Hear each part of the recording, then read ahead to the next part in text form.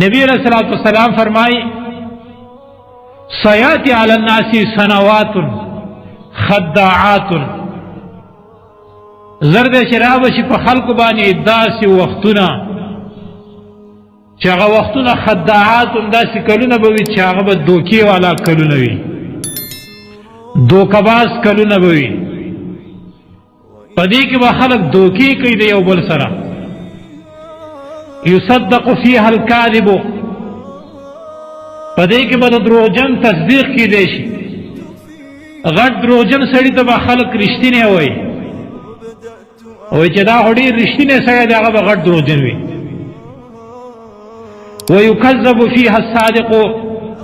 د نیک سړي به خلک تکذیب کوي ښه سړي ته به دروغجن وایي ښه سړي ته به خلک غلط سړی وایي ویؤتمن فیها الخائن دارنگی پدی وقت با ویؤتمنو امین بگرڑے شی څوک هغه خائن سړی یو سړی به ډېر خائن وي غلط سړی به وي لیکن پدی وقت با خلق هغه ته چی وي امین وي دا ډېر زبردست سړی دی حال دا چې پدی ټولو کې به غټ خائن وي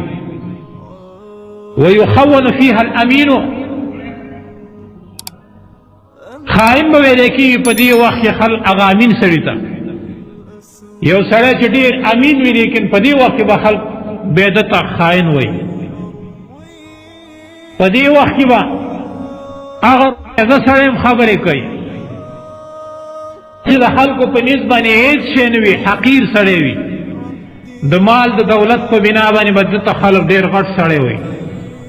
د خبرو چل به مولا نه ورځي لیکن دی به جګېږي خلکو ته به تقریرونه کوي فلانی سړی راغلی دی اوس به تاسو ته خبرې وکړي حقیر سړی دی په خبرو نه پوهېږي لیکن چونکې کرسۍ ته رسېدلی دی د مالدارۍ په وجه باندې او دارنګې د وټ په ذریعه باندې نو دا سړی به خبرې خلکو ته کوي او چې خبرې کوي نو تاسو به حیران راشئ چې دا خبرې د کولو شان سره نشته اړو خبرې کولی نشي قال ای صحابي تپوس وکړه دا روی بېعزت شوی قال الرجل التافه یتکلم فی امر العامه داسې حقیر سړی چې هغه بلکل سړی نه دی لیکن خلکو په شان به خبرې کوي